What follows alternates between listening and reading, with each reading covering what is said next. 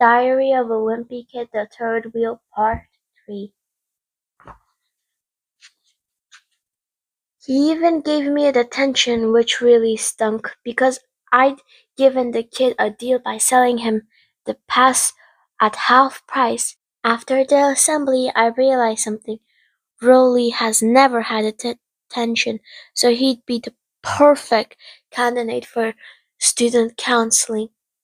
I told him he should run, but he said he wouldn't know what he'd do if he got elected.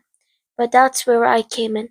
I told him if he gets elected, I'll make all the tough decisions, and all he'll have to do is show up for the meetings and do what I tell him.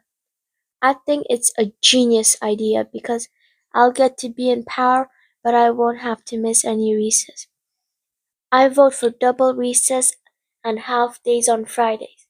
I vote for double recess and half days on Fridays. I volunteered to be his campaign manager, so he won't even have to lift a finger and to get elected. So we went to the bulletin board at the front hallway to sign Rowley up. I told him he should run for one of the juicy spots like president or vice president, but he wanted to run for social chairperson. I have no idea what a social chairperson does, but as long as Rowley gets to vote on the important decision, I'm fine with it. Wednesday. Yesterday, some of the other candidates were hanging posters up in the hallway and handing out buttons and candies to get themselves elected, so we were already behind. I knew I was going to have to dream up something big to make sure Rowley gets elected, so here's what I came up with. When the candidates give their speeches in the gym, the seats will be full of students. At sports games I've seen on TV, people in stadiums paint their chests to spell out messages. Last night I got a bunch of Uncle Gary's t-shirts from the garage, turned them inside out and wrote letters on each one so they spelled out Vote Rowley Jefferson for social chairperson. It took all night, and I went through about 20 markers, but I knew it was going to make a big splash at assembly. I got to school early today and gave each kid who was willing to wear the t-shirt a piece of bubble gum. But when we got into the gym, getting the kids to sign right order was trying to herd cats. The only candidates who got to give speeches were the ones who were running for president. I was pretty relieved to hear that because when I had Rowley rehearse his speech for social chairperson, he was a nervous wreck. Greetings, fellow students. My name is Rowley Jefferson, and the first candidate to give a speech was a girl named Cindy Greeny, who is a straight A student and has never missed a day of school. She said that if she's elected president, she'll get better equipment for the music room and will organize a project to put new protective covers on the books of the library. Next up was Brian Butsey. As soon as Vice Principal Royal called Brian up to the podium, everyone in the gym started making all sorts of obnoxious noises. I'm sure Brian said a lot of interesting things during his speech, but you couldn't hear a word with all that racket. I just hope Brian doesn't run for president when he's grown up, because if he does, his campaign rails are going to be ridiculous. The last candidate to go was a kid named Egan Ellis. Egan is only person running for president who didn't put up posters or hand out lollipops or anything like that, so nobody really took him seriously. Inger's campaign speech was only about 30 seconds long. He said that if he's elected president, he'll get the school to replace the cheap toilet paper in the bathroom with the expensive toilet kind. When Iggy finished his speech, the whole place went berserk. Kids are always complaining about the toilet paper situation because the type the school uses is like sandpaper. And from the reaction Iggy got, I don't think Cindy or Brian has a prayer. Thursday, just like I predicted, Iggy Ellis won the student council president by landscape. Rolly won too because he was the only person who actually signed up for social chairperson. I wish I'd known that because I could have saved myself a lot of hassle with those t-shirts. The student council had their first meeting today at Mr. Bridge.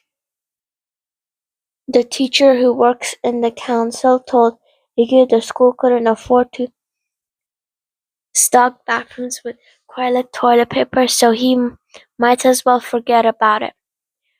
Word got around school fast, and people were pretty mad. The whole reason everyone voted for Iggy was because of his campaign promise. Plus, we do fundraisers for the school every year, and you would think they could take some of the money we make and spend it on some quality toilet paper.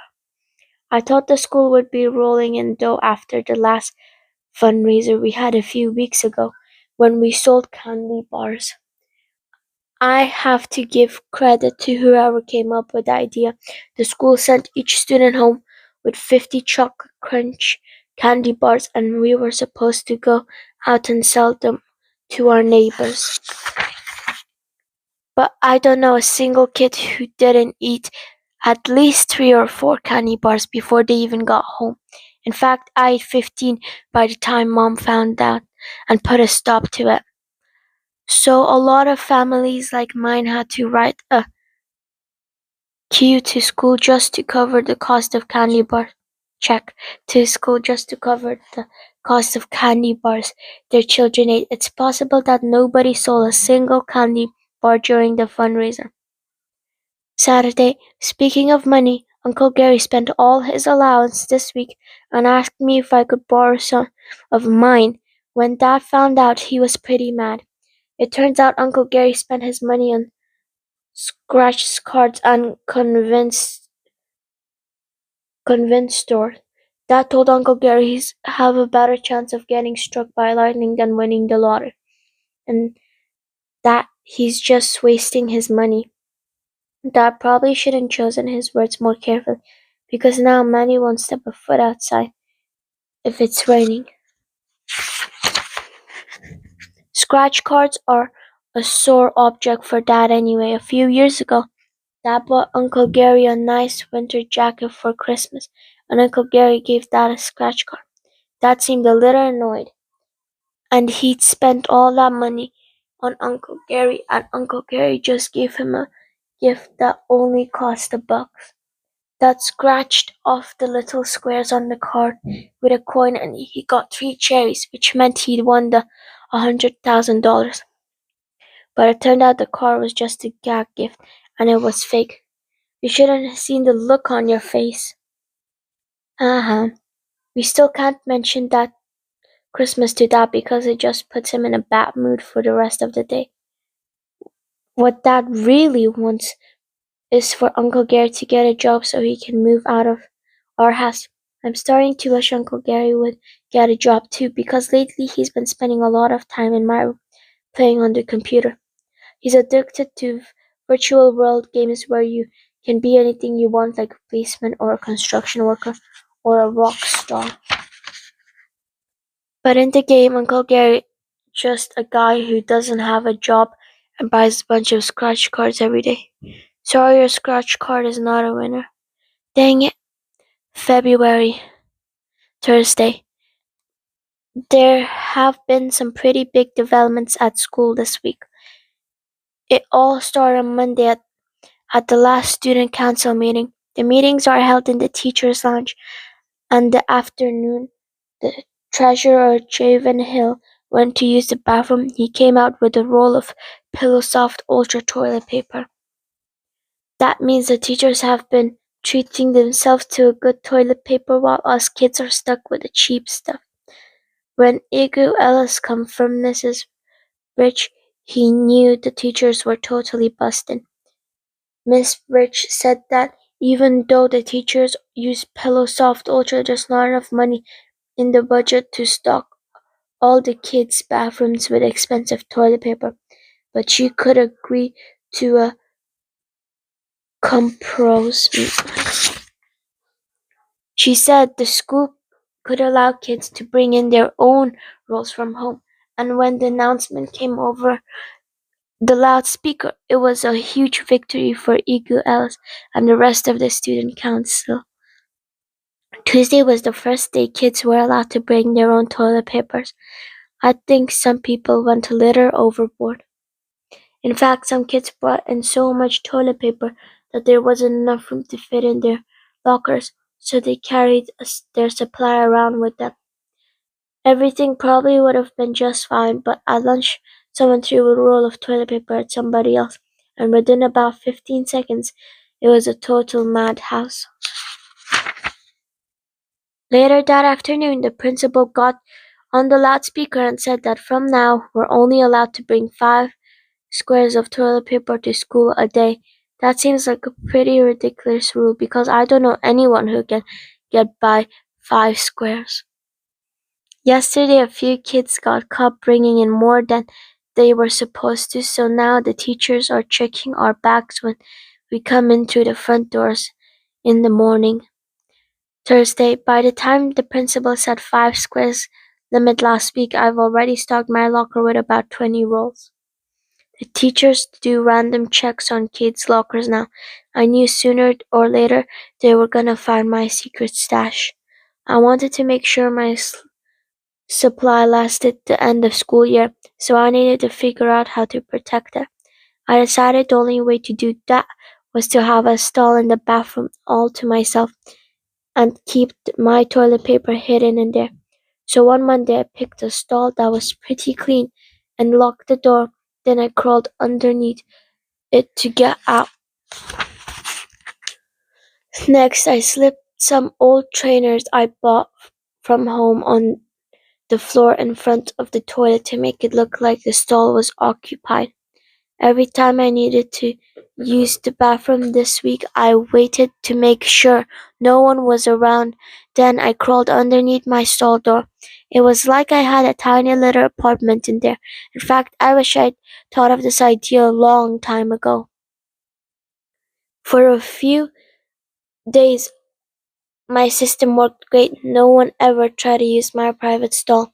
But then I forgot to pick up one of the spare shoes up of the ground. And I guess that must have looked pretty suspicious from the outside.